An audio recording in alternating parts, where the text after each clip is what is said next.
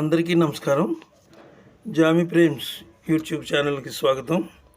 అలనాటి ఆణిముత్యాలు శీర్షికలో ఈరోజు మనకు లభించిన విజయవారి ఆణిముత్యం ఒకటి అందరికీ తెలుసున్నదే. ఫ్యామిలీ డ్రామా అలాగే కామెడీ చిత్రం కూడా ఇది. మిస్సమ్మ ఇందులోని పాట కరుణించి మేరీ మాత శరణింక నీవే మేరీ మాత. కరుణించు మేరీ మాత శరణింక మేరీ మాత నీవే శరణింక మేరీ మాత. ఈ పాట చాలా అద్భుతమైనటువంటి పాట. ఇది ఈ సాంగ్ గురించి సాహిత్య సంగీత విశ్లేషణ చేయడానికి ప్రయత్నం చేస్తాను. ఈ వీడియో పూర్తిగా చూడండి. నచ్చితే లైక్ ఇచ్చి సబ్స్క్రైబ్ చేసి మాకు సపోర్ట్ ఇవ్వండి. ఇక సినిమా గురించి 4 మాటలు మాట్లాడుకుందాం. ఈ సినిమా 1965లో ప్రముఖ దర్శకులు ఎల్వి ప్రసాద్ గారు దర్శకత్వంలో తెరకెక్కింది. ఈ సినిమా తెలుగు తమిళ్ వెర్షన్స్లో కూడా అఖండమైన విజయం సాధించింది. ఆర్థికంగా నిర్మాతలు నిలబెట్టింది. ఈ సినిమా ఎంత విజయం సాధించిందంటే ఇందులోని పాటలు మాటలు తెలుగు ప్రజల జీవన స్రవంతిలో ఒక భాగమైపోయాయి అన్నమాట. తెలుగు చలనచిత్ర పరిశ్రమలో అతిపెద్ద హీరోలైన నందమూరి తారక రామారావు, అక్కినేని నాగేశ్వరరావు గారు, అలాగే వారి సరసన మహానటి సావిత్రి, అందాల తార జమున ముఖ్య పాత్రలో నటించారు. ముందు మిస్సమ్మ పాత్ర కోసం నిజానికి మిస్సమ్మ పాత్ర కోసం ఏం జరిగిందంటే భానుమతి గారిని సెలెక్ట్ చేశారు. భానుమతి గారిని సెలెక్ట్ చేసిన తర్వాత ఆమె కొన్ని కారణాల వల్ల ఆమె రాలేదు. అంచేత ఇది కొంచెం మళ్ళీ వారికే ఇచ్చారు. అయితే ఈ పాటకు ఆ పాట అసలు నిజానికి ఈ పాట ఈ సినిమాలో ఈ పాట చాలా హైలైట్గా నిలిచింది. హైలైట్గా నిలవడం అంటే ఈ పాట రాసిన వారు అంత అద్భుతమైనటువంటి రచయిత. ఆయన చాలా గొప్ప రచయిత. ఆయన పేరు పింగళి నాగేంద్రరావు గారు. పింగళి వారు పాటలు, అందులోని పదాలు ప్రేక్షకుల గుండెల్లో సుతారంగా తాకుతాయి. పింగళి వారి గీతాలు సంగీత ప్రియులకు వెన్నెల్లో చల్లదనాన్ని, ఆహ్లాదాన్ని కలిగిస్తాయి. ఈ మిస్సమ్మ సినిమా కరుణించు మేరీ మాత అన్న పాట ఆ రోజుల్లో చాలా హైలైట్ అయింది. కేవలం ఈ పాట కోసమే చాలామంది సినిమాకి వచ్చారంటే బహుశా మీరు నమ్మరు. అంత అద్భుతంగా ఈ పాట ఈ సినిమాలో అంటే ప్రతి ఫ్రేమ్లో కూడా సావిత్రి గారు చాలా అందంగా కనిపించారు. చాలా అద్భుతంగా తీశారనమాట ఈ సినిమా. ఇక పాట రాసిన వారు అనుకున్నాం కదా, పింగళి నాగేంద్రరావు గారు. పింగళి వారి పాటలు, అందులోని పదాలు ప్రేక్షకుల గుండెల్లో సుతారంగా తాకుతాయి.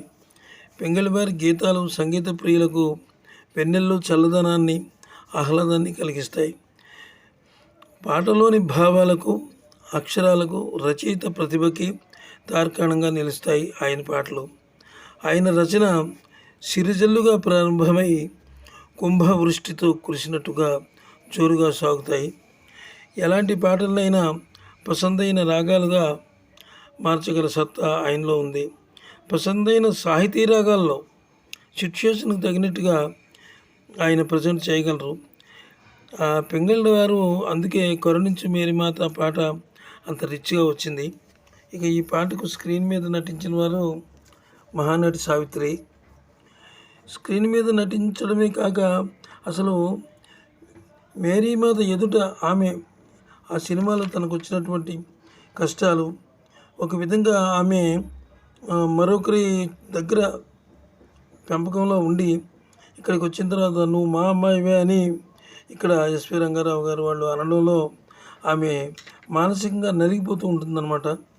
మేరీమాత ఎదుట నిలబడి తన మానసిక వ్యధను ఆమెతో అంటే మేరీమాతతో చెప్పుకుంటుంది. ఈ పాటలో ఆమె హావభావాలు, ముఖ కవళికలు, అంటే ముఖ కవళికలు అంటే అసలు సావిత్రి గారు అంటేనే కన్నులతోనే కంటితోనే ఆమె చూపించగలదు అన్ని రకాల ఎక్స్ప్రెషన్స్. ముఖ కవళికల్లో అంబరాన్నంటిన నటనను చూపించారు ఇందులో. ఎలాగో విజయవంతమైంది, కానీ ఈ పాటకు ప్రేక్షకుల నుంచి అద్భుతమైన రెస్పాన్స్ వచ్చింది. ప్రేమికులలో ఇంకా అంటే ఈ ప్రేమలో కూడా ఎన్టీ రామారావు గారు, నాగేశ్వరరావు, అంటే రేలంగి, ఎస్పి రంగారావు, వృషేంద్రమణి ఇంకా కనిపిస్తారు వాళ్ళందరూను.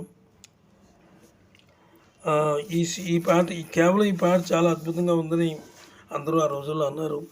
సంగీతం విషయానికి వస్తే సాలూరు రాజేశ్వరరావు గారు, ఆయన ఎస్ రాజేశ్వరరావు గారిని అందరికీ సుపరిచితుడు. సాలూరు వారు చిన్నతనంలోనే అనేక రాగాలపై పట్టు సాధించి మామూలు రాగాల్ని పాశ్చాత్య రాగాలతో సమన్వయపరిచి న్యూ ట్రెండ్ను సృష్టించారు. శృతి లయల్ని బ్యాలెన్స్ చేసుకుంటూ సాలూరు వారు కంపోజ్ చేస్తారు. ఈ పాటకు సాలూరు వారు ఎంచుకున్న రాగం ఏమిటంటే ద్విజావంతి రాగం. ద్విజావంతి రాగంలో ఈ పాటను కంపోజ్ చేశారు. అంటే ఆయన నిజంగా ఆయన పాటలో ముందు పదాలు చూసి, తర్వాత సిచ్యుయేషన్ చూసి, ఆర్టిస్టులను చూసి, అన్నీ చూసి కూడా ఆయన రాగాల్ని ఎంపిక చేసుకుంటారు. మనోహరంగా ద్విజావంతి రాగంలో కంపోజ్ చేశారు ఈ పాటని. ఈ వీడియో మీకు నచ్చినట్లయితే సబ్స్క్రైబ్ చేసి ఒక లైక్ ఇచ్చి మాకు సపోర్ట్ చేయండి. చేస్తే ఇలాంటి వీడియోలు మీకు ఎన్నో అందించగలం. మా వీడియోల్ని ఎప్పుడు ఆదరిస్తున్నటువంటి వ్యూవర్స్కి అందరికీ కూడా, వీక్షకులకి, వారందరికీ కూడా మేము సదా రుణపడి ఉంటాము. మాకు కోఆపరేషన్ ఇవ్వండి. మా ఛానల్ని అద్భుతమైనటువంటి ఛానల్గా రూపొందించడానికి ప్రయత్నాలు చేస్తున్నాం.